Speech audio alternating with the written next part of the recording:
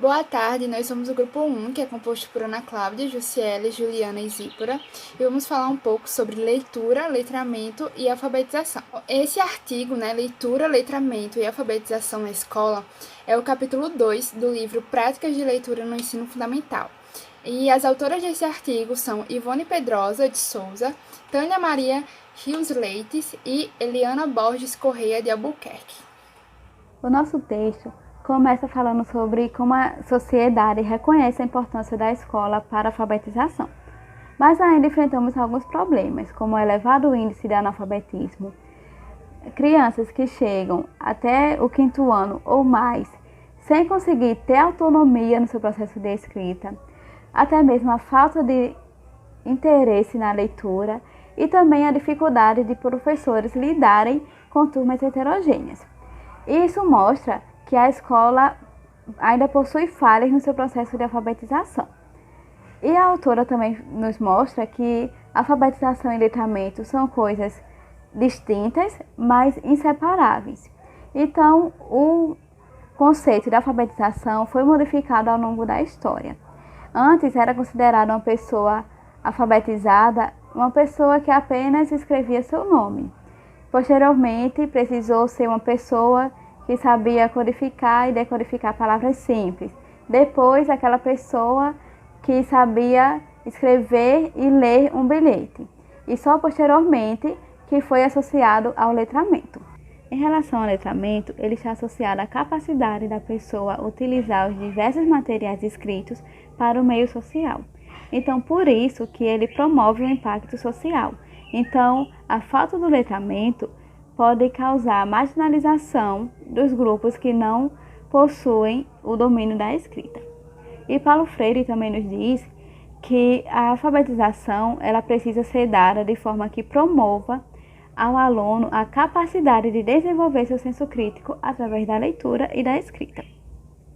Posteriormente, passaram a estudar sobre os efeitos do letramento nos grupos minoritários.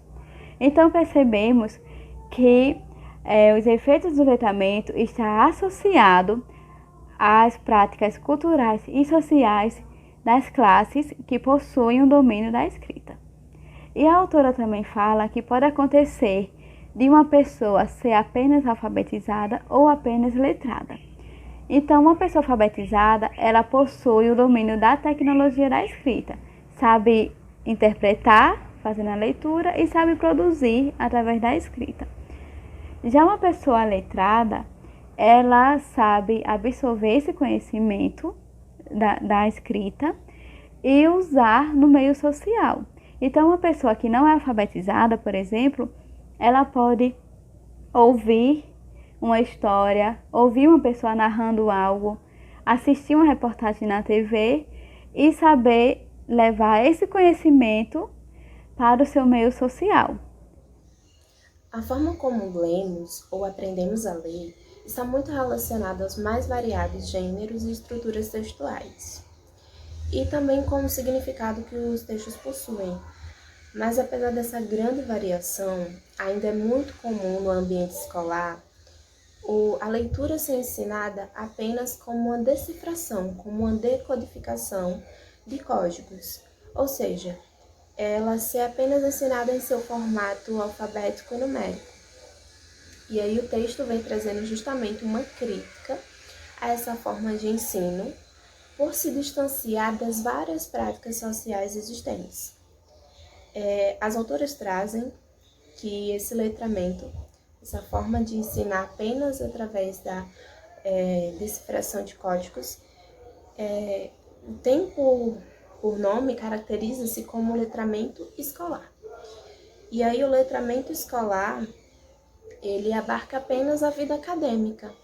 E a gente sabe que existem vários outros ambientes onde os indivíduos circulam, e como família, como igrejas, como a rua, e por isso o texto ele vem trazendo justamente uma crítica ao ensino das escolas ser voltado apenas para o letramento escolar. Continuando a crítica das autoras às práticas de leitura, no texto é falado sobre dois modelos distintos de letramento, que é o modelo ideológico e o modelo autônomo. No modelo autônomo do letramento, se considera que as habilidades de leitura e escrita desenvolvidas pelo sujeito seriam suficientes para a interpretação de uma produção, não levando em consideração o contexto de uso dessa produção, ou seja, sua função social. O modelo autônomo coloca as habilidades de leitura e escrita como processos cognitivos individuais, neutros e universais, o que associa à perspectiva do letramento escolar.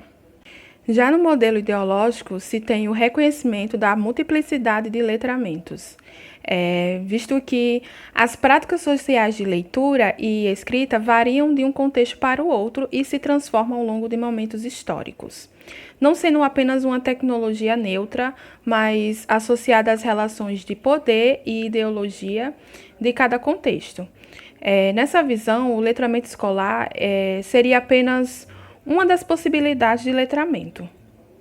A partir desses dois modelos, nós conseguimos enxergar a dimensão individual e a dimensão social do letramento.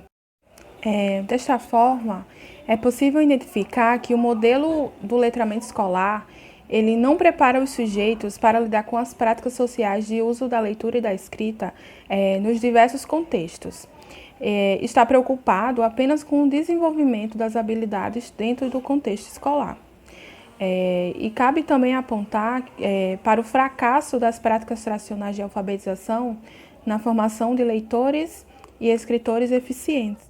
E por isso, considerando a concepção interacionista da língua, precisamos enxergá-la como uma prática social.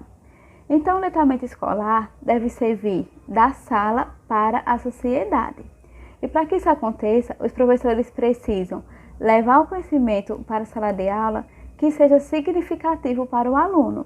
Então, não deve ser um letramento, uma alfabetização que seja útil apenas para aquele momento na sala de aula, mas que o aluno possa absorver aquele conhecimento para a sua vida cotidiana. Por fim, as autoras trazem alguns princípios ou diretrizes norteadoras desse novo fazer que Peixoto, Silva e Ferreira destacam como o papel do professor, que tem, primeiro, investigar as práticas sociais que fazem parte do cotidiano do aluno, adequando-as à sala de aula e aos conteúdos a serem trabalhados.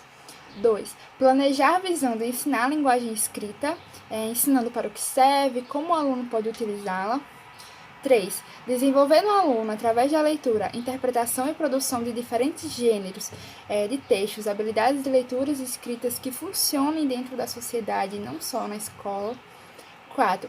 Incentivar o aluno a praticar socialmente a leitura e a escrita de forma criativa, crítica, ativa, descobridora, já que a linguagem é a interação e isso requer a participação transformadora dos sujeitos. E 5. Buscar reconhecer o que o educando já possui de conhecimento e respeitar isso acima de tudo, o que os alunos trazem com eles. 6. Desenvolver uma metodologia avaliativa com certa sensibilidade, atentando-se à diversidade dos alunos e à variedade de discursos e linguagens. 7. Avaliar de forma individual, levando em consideração as particularidades de cada indivíduo. 8. Promover a autoestima, trabalhando a percepção do seu próprio valor e promover a alegria de conviver e cooperar. 9. Ser professor-aprendiz, tanto quanto os educandos. 10. Reconhecer a importância do letramento e abandonar os métodos de aprendizados repetitivos baseados na descontextualização. Então, resumindo, as críticas das autoras às práticas de leituras desenvolvidas nas escolas é em relação à escola ensinar apenas as habilidades de decodificação e decifração, sem envolver os sentidos e se afastar, muitas vezes, das práticas sociais, da leitura e da escrita na sociedade, se resumindo apenas ao letramento escolar, que se preocupa apenas com as práticas escolares e desconsidera os outros tipos de letramento. E elas também fazem uma crítica ao modelo autônomo do letramento por não levar em conta a função social e ressaltam a importância do modelo ideológico, que enxerga, assim, a diversidade do letramento e sua função social, que envolve relações de poder e ideologia de cada contexto. Elas criticam também o fracasso das práticas tradicionais por não formar escritores e leitores eficientes. E sobre a concepção de leitura adotada pelas autoras, elas apresentam a concepção socio-interacionista, né, que considera a língua como prática social e defende que as práticas de leitura desenvolvidas na escola se aproximem das práticas na sociedade em geral, né, fora da escola também, envolvendo diferentes gêneros e levando o aluno a refletir sobre isso.